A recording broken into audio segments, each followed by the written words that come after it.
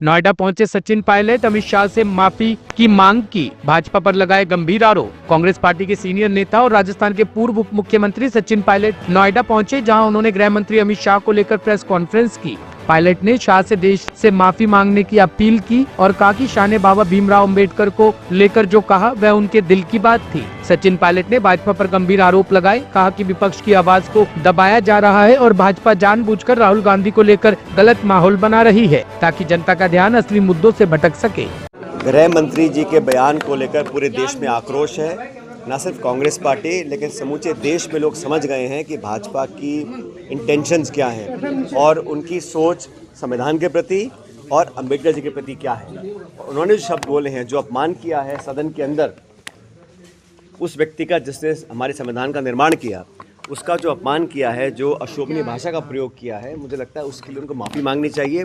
और पूरे देश में मांग उठी है कि उनको इस्तीफा देना चाहिए नैतिकता के आधार पर। और हम लोग चाहते हैं कि भाजपा का जो असली चेहरा है, संविधान के जो प्रावधान हैं, जहाँ गरीब, दलित, पिछड़े, आदिवासी, उन सब लोगों के संरक्षण का जो संविधान में प्रावधान है, उसके प्रति उनकी मंशा सही नहीं है। इसीलिए इस प्रकार के अपशब्द बोले गए। पूरे देश में लगभग हर जिले में आज ये मांग उठ रही है कि उनके लिए उनको माफ़ी मांगनी चाहिए, अपने पद से त्यागपत्र देना चाहिए। 2027 के चुनाव की क्या तैयारियां हैं सर? तो उसमें शामिल होंगे क्या करें? बसपा ने ऐलान किया। मैं बाकी दलों का नहीं कह सकता हूं, लेकिन इंडिया अलायंस में सभी नेता, सभी दल एक मत हैं कि जिस प्रकार से घोर अवमानना की गई है, सदन के पटन पर जो कहा गया, उसके लिए उनको माफ़ी मांगनी चाहिए। इंडिया अलायंस पूरी मजबूती से इसका विरोध करेगा और जनता के बीच हम जा रहे हैं। कांग्रेस पार्टी हर जिले और ब्लॉक में जाके लोगों तक ये संदेश दे रही है कि जो घटनाक्रम घटा है, और ख़ासकर पार्लियामेंट के अंदर अपनी गलती को छुपाने के लिए उनके स्टेटमेंट के बाद जो गुस्सा लोगों में पैदा हुआ, उसका ध्यान डाइवर्ट करने के लिए ये पूरा ड्रामा रचा गया पार्लियामेंट के अंदर, जहाँ राहुल जी, खड़गे जी को जाने से रोका गया।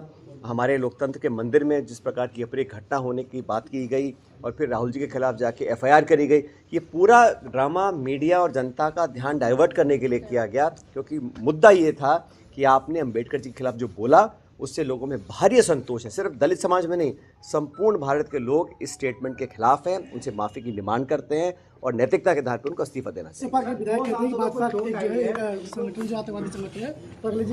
मैंने कहा ना, इंडिया गठबंधन पूरा एक है और सब नेता एकजुटता से बात करते हैं। टॉप स्टोरी ब्यूरो के लिए नोएडा से अमर सैनी की रिपोर्ट।